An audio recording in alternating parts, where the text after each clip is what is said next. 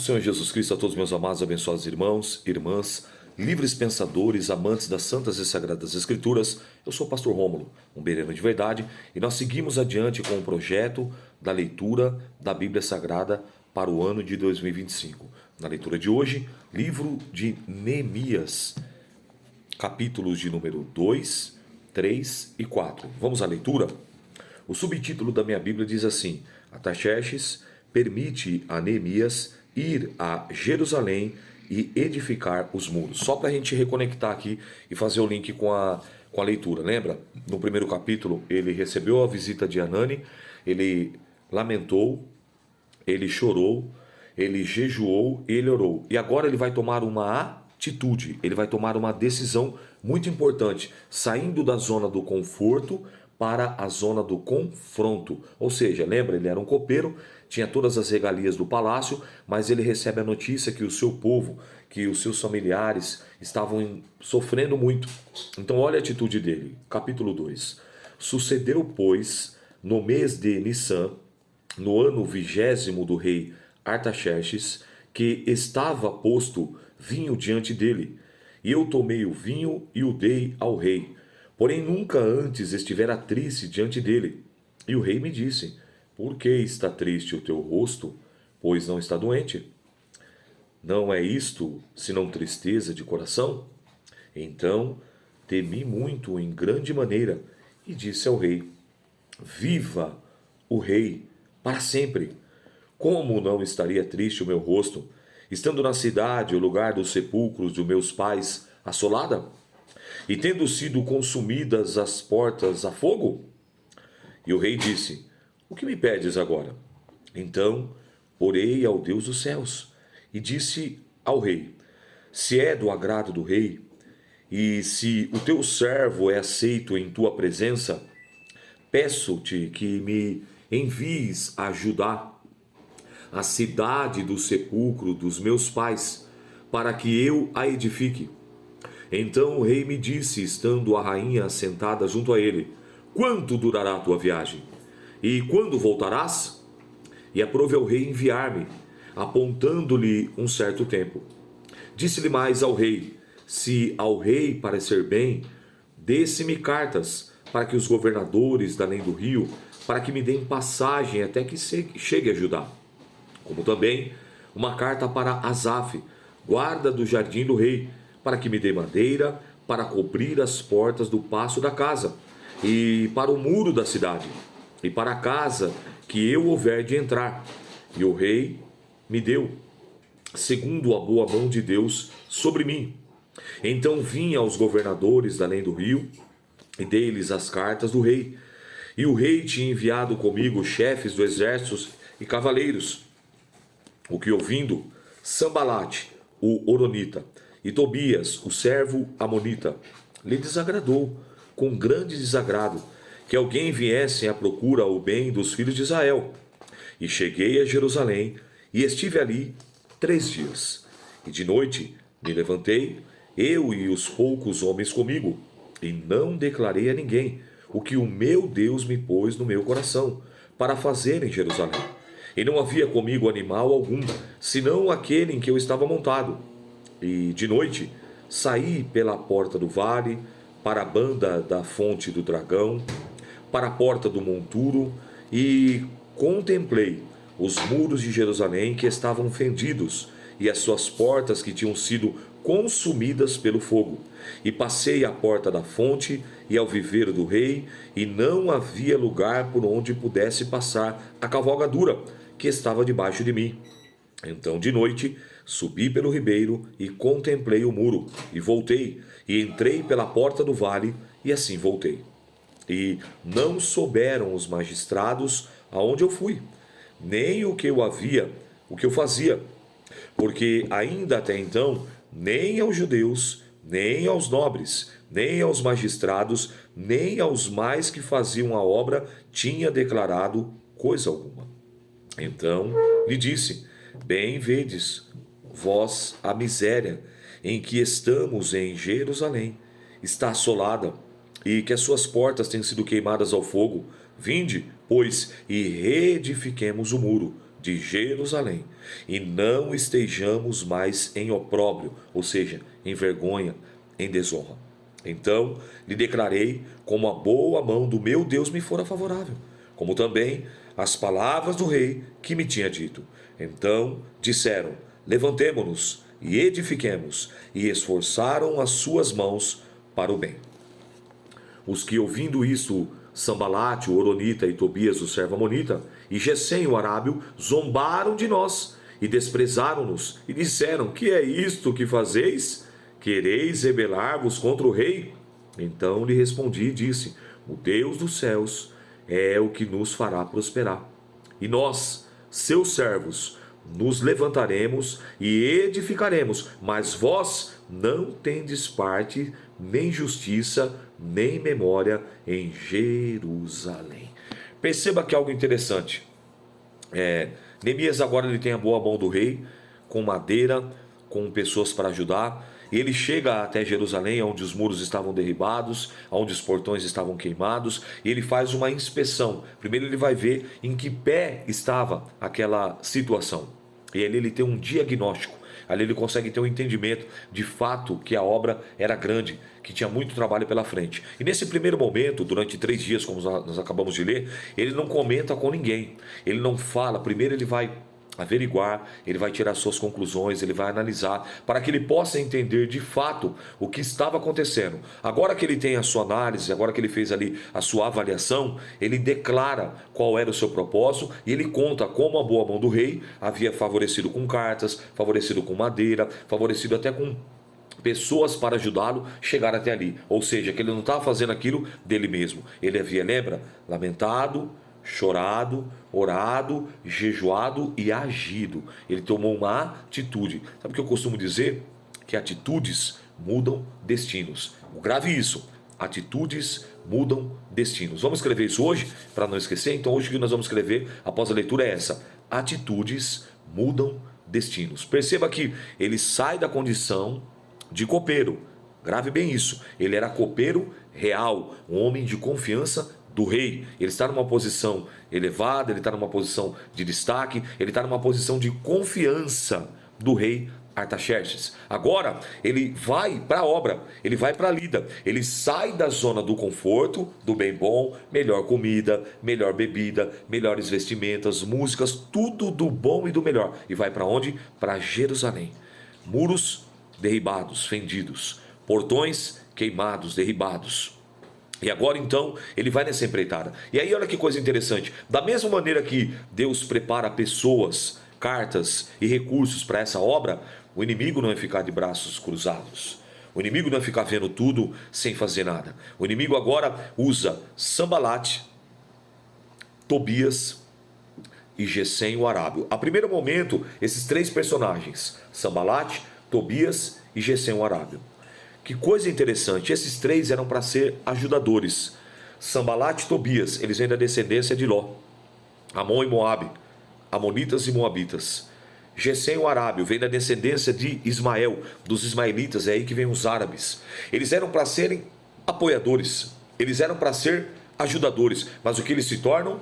Opositores. Sabe o que eu lembro aqui? Da palavra de Jesus Cristo, no Evangelho de Mateus, capítulo de número 10, versículo de número 36, onde o texto vai dizer assim: e os inimigos do homem serão o da própria casa. E os inimigos do homem, homem aqui gênero humano, pode ser homem, pode ser mulher também, serão os da própria família. E isso se cumpre aqui nesse texto que eu estou iniciando a leitura. Sambalate, Tobias e Gesem Arábio, se você fosse analisar, eles eram o quê? Para estarem ajudando, era para estarem apoiando. Quem era Ló? Sobrinho de Abraão. Quem era Ismael? Filho de Abraão com Agar, ou seja, era uma parentela, era para eles estarem fortalecendo. Nós estamos aqui para ajudar, nós estamos aqui para fortalecer, nós estamos aqui para somar e multiplicar, mas muito pelo contrário, eles passam agora a querer subtrair e dividir. E olha a fala deles, ó, o que ouvindo Sambalate, Horonita e Tobias, o servo Amonita, e Gesem o Arábio, zombaram de nós e desprezaram-nos e disseram: o que é isso que fazeis? Quereis rebelar-vos contra o rei?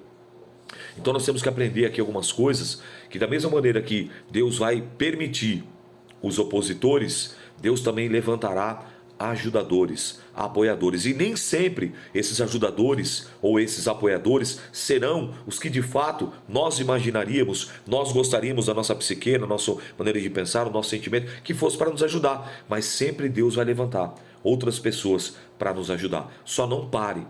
Não desista, continue cumprindo o seu chamado, continue cumprindo a sua vocação, continue cumprindo aquilo que o Senhor confiou em tuas mãos. Capítulo de número 3. Vamos avançar. Dos que trabalharam na edificação dos muros. E levantou-se Eliasibe. A palavra Eliasibe significa Deus restaura. Quem era ele? Sumo sacerdote dos seus irmãos, os sacerdotes, e edificaram a porta do gado. E agora a obra começa. A qual consagraram e levantaram as suas portas até a torre de Meá, e consagraram até a torre de Ananel. E junto a ele edificaram homens de Jericó. Também ao seu lado edificou Zacur, filho de Iri, que a porta do peixe. Edificaram os filhos Seena, a qual emadeiraram e levantaram as suas portas, com as suas fechaduras e os seus ferrolhos. A obra estava avançando, a obra estava progredindo. Verso 4. E ao seu lado reparou Meremote, filho de Urias, filho de Cós. Ao seu lado reparou Mesulão, filho de Berequias, filho de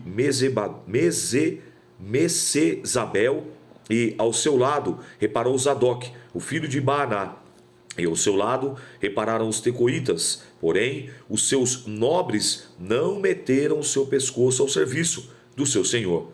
E a porta velha repararam na joiada, filho de Passeia, de Mesulão, filho de Besodias. Estes a emadeiraram e levantaram as suas portas com as suas fechaduras e os seus ferrolhos. E ao seu lado repararam Melatias, o Gebionita, Jadom, o Meronotita, homens de Gibeão e Mispa, que pertenciam ao domínio do governador daquém do rio. E ao lado reparou Uziel, filho de Araías, um dos ourives, e ao seu lado reparou Ananias, filho de um dos boticários, e fortificavam a Jerusalém até o muro largo. E ao seu lado reparou Refaías, filho de Ur, maioral da metade de Jerusalém. E ao seu lado reparou Gedaías, filho de Aramuate,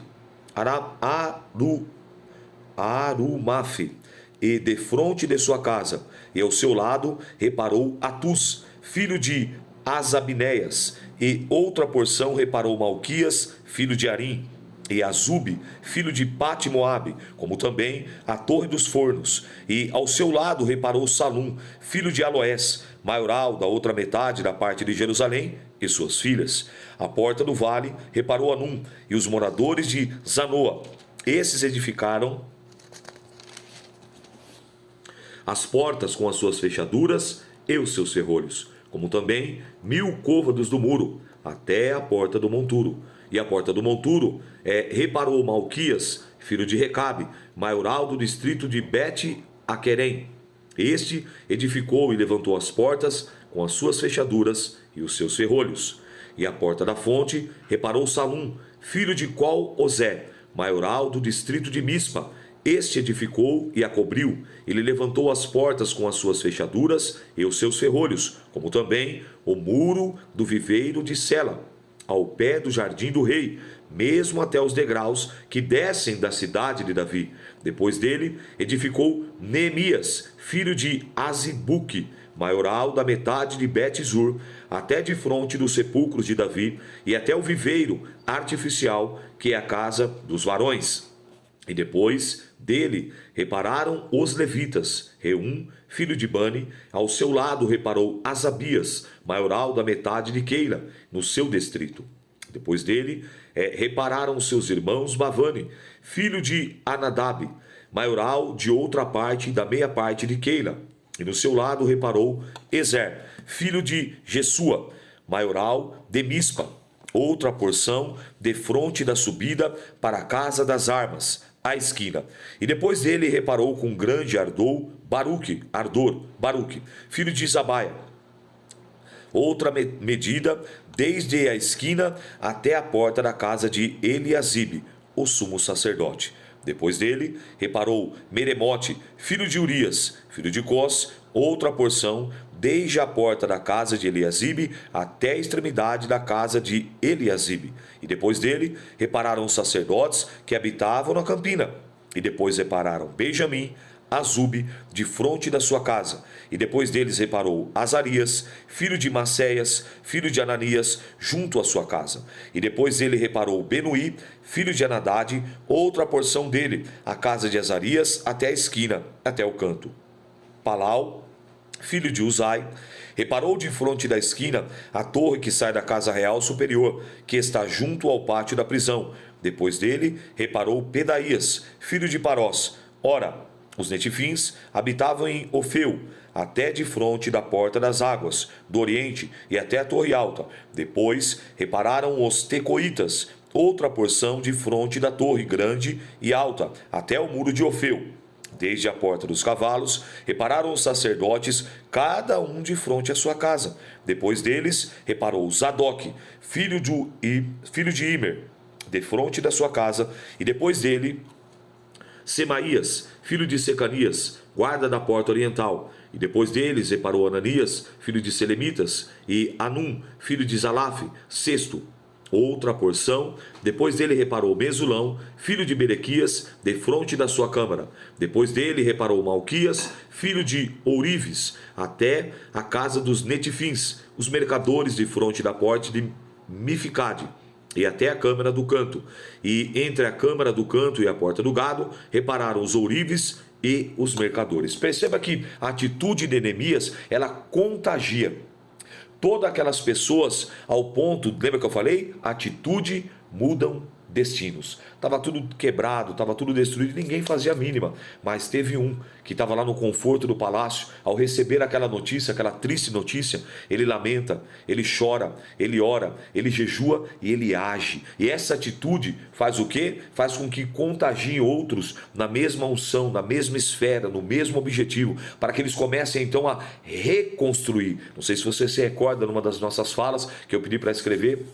Reconstruir é mais difícil do que construir. Primeiro precisava o quê? Reparar, precisava tirar, remover o entulho, avaliar, reavaliar a estrutura dos muros, como é que estava, e aí então para começar a reconstruir, a reedificar. E é justamente isso que eles fazem. Lembra? Ninguém faz nada sozinho. Precisamos uns dos outros para realizar, seja na vida secular, seja nos nossos projetos independentes e pessoais, seja na vida ministerial. Não seja uma pessoa centralizadora. Lembra do que Jesus falou? Ide e fazei discípulos. Fazer discípulo é você ensinar aquilo que você aprendeu, é você compartilhar aquilo que você sabe. Para quê? Para que outras pessoas também aprendam e façam e tenham essa mesma atitude e compartilhem com o maior número de pessoas possíveis. E dessa maneira, assim vai sendo propagado, vai sendo anunciado o reino dos céus. Então aqui, agora, eles começam veementemente, eles são contagiados e mãos a obras. Você vê que sacerdote põe a mão na obra, você vê que levita põe a mão na obra, você vê que maioral põe a mão na obra, você vê que vão para cima.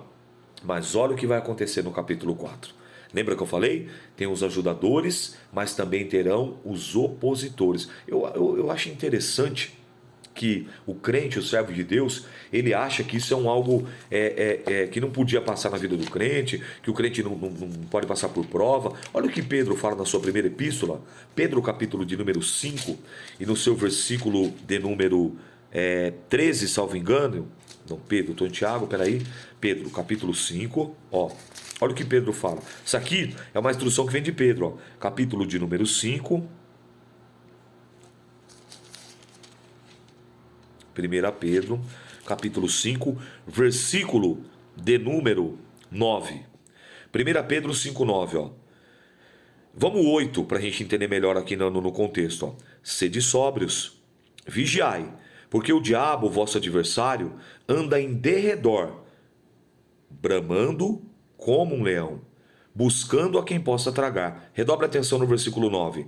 Ao qual resisti firme na fé, sabendo que as mesmas aflições se cumprem entre vossos irmãos no mundo. Você não pode estranhar essa prova que vem sobre a tua vida. Pedro está nos advertindo aqui que o inimigo está furioso. Não é leão, mas está bramando como um leão. Não está ao redor, mas está ao redor procurando uma brecha, uma oportunidade. Por isso que Jesus fala em João 16:33, essas coisas vos escrevo para que em mim tenhais paz. No mundo tereis aflições, mas tende bom ânimo. Por isso que o salmista no Salmo 34:19 vai dizer, muitas são as aflições dos justos, mas o Senhor os livra de todas. Por isso que Paulo fala em Efésios 6, resisti firme, estáis por firme, cingindo, ou seja, revestivos de toda a armadura de Deus, para que possais estar firme contra as astutas ciladas do diabo, para que possais resistir no dia mau. Vai ter a luta, vai ter a prova, e agora não vai ser diferente. Olha no capítulo 4. Os inimigos pretendem retardar, ou seja, atrasar a edificação dos muros. Eles começam a trabalhar. Do mesmo jeito que a rapaziada, o pessoal estava trabalhando para o bem, agora vem o pessoal, a rapaziada, para tentar atrapalhar, trabalhando para o mal. Sucedeu, quem são eles? Ouvindo Sambalate que edificávamos o muro, ardeu a ira, indignou-se muito e escarneceu dos judeus, ou seja, zombou, tirou sarro, não acreditou, e falou na presença dos seus irmãos e do exército de Samaria, e disse, o que fazem esses fracos judeus? Permitiu-lhes a isso? Sacrificarão? Acabá-lo-ão num só dia? Vivificarão os mortos do pó? As pedras que foram queimadas? Estava com ele Tobias, o amonita, e disse ainda, que edifiquem vindo uma raposa, derrubará facilmente o seu muro de pedra. Ouve, ó nosso Deus, que somos tão desprezados, e caia o seu opróbrio sobre a sua cabeça, e faze com que seja um despojo numa terra de cativeiro. E não cubras a sua iniquidade, e não risque diante de ti o seu pecado, pois que irritaram defronte dos edificadores. Assim, edificamos o muro, e todo o muro se cercou até a sua metade. Eu quero chegar aqui, chegou na metade do muro. Preste muita atenção nisso, por favor. Chegou na metade do muro, versículo 6 do capítulo 4. Porque o coração do povo se inclinava a trabalhar. Então chegou na metade. Quem entra em ação agora? O inimigo. E aqui eu lembro aqui de uma palavra do profeta Abacuque, que eu já vou citá-la, que quando ele faz a sua oração, no capítulo 3, é justamente assim. Quantas vezes nós iniciamos um algo e paramos aonde? Na metade. Quantas vezes nós iniciamos um propósito e paramos aonde? Na metade, ou antes dele. Quantas vezes iniciamos alguma coisa e não damos continuidade, não concluímos, não vamos até o final. Mas o que a palavra fala? A palavra do Senhor Jesus, Mateus capítulo 24, verso 13, aquele que perseverar até a metade, não. Até 90% do caminho, não. Até 80% do caminho, não. Até 99,9% do caminho, não. Aquele que perseverar até o fim será salvo. E agora eles chegaram na metade do muro, tudo cercado, tudo bonitinho, começou a progredir. Agora os inimigos começam a trabalhar e se opor. Redobre a atenção agora, olha que interessante, versículo de número 7. Sucedeu que, ouvindo Sambalate e Tobias, o arábio, e os amonitas e os asdoditas, que tanto já crescendo a reparação dos muros de Jerusalém, que já as roturas se começaram a tampar, iraram-se sobremodo, e ligaram-se entre si, fizeram um pacto, fizeram uma aliança. Eles macumunaram, tramaram entre si, estavam fechados um com o outro, para virem guerrear contra Jerusalém e para os desviarem do seu intento, do seu propósito, da sua obra, do seu projeto. Porém, nós oramos ao nosso Deus e pusemos uma guarda contra eles, de dia e de noite, por causa deles. Então disse Judá, e já desfaleceram as forças dos acarretadores, e o pó é muito, e nós não poderemos edificar o muro. Eles foram feridos. A flecha alcançou. Você vê, eles foram baqueados. Eles estavam todo pique. Eles estavam a todo vapor. Agora eles levam essa flechada. A seta passou pelo capacete, passou pela couraça, passou pelo escudo e atingiu o coração, atingiu a psique. E eles agora dizem, não, nós não vamos poder, nós não vamos conseguir. Então eles estavam logrando o êxito. Mas o que Neemias fez? Ele foi orar. Ele foi buscar ao Senhor. E aqui você vai entender por que eu falei de Abacuque capítulo 3. Lembra do que o profeta Abacuque ele fala? Ouvi, Senhor, a tua palavra e temer. No meio dos anos, Senhor. No meio dos anos a notifica. No meio dos anos, Senhor.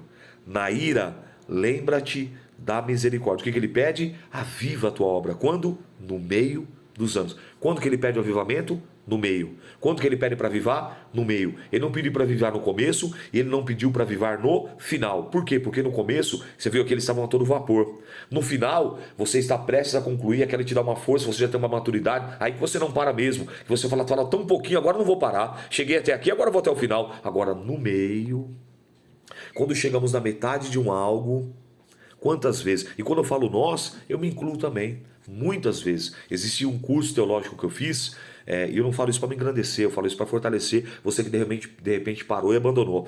Que eu comecei e parei. Levei 5 anos e 6 meses, mas eu fui até o final. Sabe quantas disciplinas? 32 disciplinas. Mas não foi assim. Eu parei, depois eu voltei. Depois eu parei, depois eu voltei e aí nunca mais eu parei, eu fui até o final. Eu comecei esse curso no regime fechado e terminei no regime aberto, semi-aberto. Não, terminei aqui fora, em Liberdade. Comecei no fechado, aí parei, voltei no fechado, aí parei, voltei no semi-aberto, aí não parei mais, concluí em Liberdade, quando saí de vez de Liberdade. Mas por quê? Porque eu orei a Deus, falei, não, Senhor, não quero mais desanimar, não quero mais parar no meio do caminho, eu quero ir até o final. Então, no meio dos anos, Abacuque pediu para que Deus avivasse, trouxesse um avivamento para o seu povo. Então, de repente, você aí está meio desanimado, meio desanimada, meio cabisbaixo, meio cabisbaixa. Ora a Deus, pede para Deus avivar, pede para Deus aquecer o seu coração, a sua alma, o seu espírito. Peça para Deus te renovar, peça para Deus adestrar suas mãos, firmar os seus passos sobre a rocha, ungir lábios, gargantas, cordas vocais, tirar o comichão dos ouvidos, tirar as escamas dos olhos. Peça para Deus para Ele te restabelecer, peça para Deus. E é isso que Neemias fez. Ele foi orar ao Senhor. Versículo 11. Disseram, porém, os nossos inimigos, nada saberão disso, nem haverão que entremos no meio deles e matemos. Assim faremos cessar a obra. E sucedeu que, vindo os judeus que habitavam entre eles, 10 vezes os disseram que todos os lugares tornavam a nós. Pelo que pus guardas nos lugares baixos, por detrás dos muros, e nos altos pus o povo pelas suas famílias, com as suas espadas, e com as suas lanças, e com os seus arcos. Olhei e levantei-me, e disse aos nobres e aos magistrados e ao resto do povo, não os temais, lembrai-vos o Senhor, grande e terrível, e pelejai pelos vossos irmãos, vossos filhos, vossas mulheres e vossas casas. Olha a resposta da oração de Neemias. Isso aqui é muito louco. Isso aqui mexeu comigo. O povo estava na metade do muro, estava querendo desanimar. O povo estava na metade do muro, não tem mais jeito. Neemias foi orar a Deus. Lembra que ele falou? Prestou atenção aqui, ó. E nós oramos a Deus. Prestou atenção, ó, que ele falou aqui, ó. Quer ver, tal. Deixa eu voltar aqui certinho aqui. Aqui, ó. Ouve, Senhor, Deus, que somos desprezados, e cai no versículo 4, sobre a cabeça deles, e faz com que seja um despojo, um do cativeiro. Então ele foi o quê? Buscar ao Senhor. Ele foi orar a Deus. E aí qual foi a direção que Deus deu para ele? Que ela vai vir aqui agora, ó, no versículo de número 14. A direção que Deus deu para Neemias é o seguinte, foi essa, ó. Olha, Neemias, eles estão querendo desanimar, nós sabemos que a obra é árdua mesmo, o trabalho é duro, mas faz uma coisa, se por eles mesmos eles não estão tendo força, se por eles mesmos eles não tendo a capacidade de dar continuidade, dar sequência nessa obra, então você vai fazer o seguinte, falem para eles fazerem isso pelas suas esposas, pelos seus filhos, pelos seus velhos. Olha aqui, ó, o versículo de número 14. E olhei, e levantei e disse aos nobres e aos magistrados e ao resto do povo, ou seja, para todos. Qual foi a fala dele?